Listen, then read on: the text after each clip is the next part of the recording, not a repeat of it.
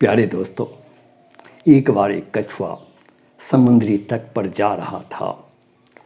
उसके चलने से उसकी चार छोटी छोटी पैरों और शरीर के बीच वाले भाग से समुद्री रेत पर एक सुंदर आकृति बन रही थी, जिसे देखकर वह बहुत खुश हो रहा था।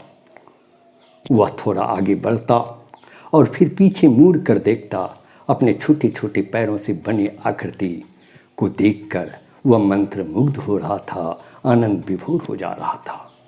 ये क्रम चल ही रहा था कि अचानक समुद्र की ओर से एक लहर आई और उसके पैरों द्वारा बने हुए सारे निशान को मिटा डाला, जिसे देखकर कछुआ बहुत दुखित हो गया।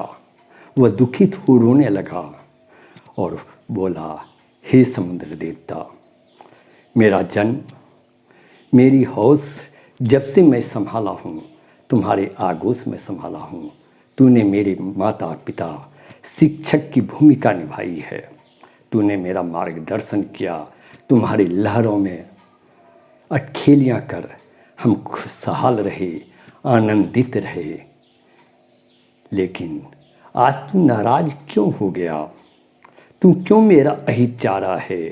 तू मेरे छोटे छोटे पैरों द्वारा बनी हुई आकृति को क्यों मिटा डाला? समुद्र देवता कछुए की आवाज़ सुन प्रकट हुए।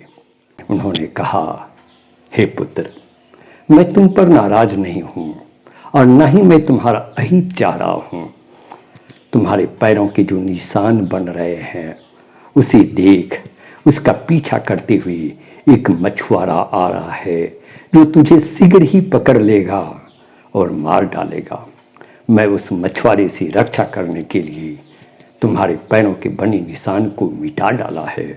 तो शीघ्र ही मेरे आगोश में जल में आ जा, जिससे तुम्हारी जीवन सुरक्षित हो सके। प्यारे दोस्तों, कभी कभी हमें मेरे माता पिता, मेरे शिक्षक किसी कार्य को करने से रोकते हैं या हमारे और तुम्हारे कार्यों का विरोध करते हैं। उस विरोध को हम मान बैठते हैं कि वह मेरी अहित चाह रहे हैं।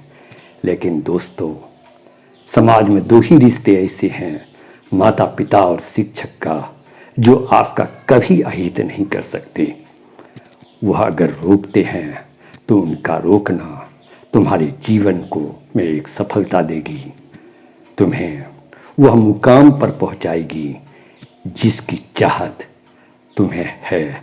अतः अपने माता पिता और शिक्षकों के बारे में कोई भी गलत अवधारणा बनाने के पूर्व 100 बार सोचो। धन्यवाद।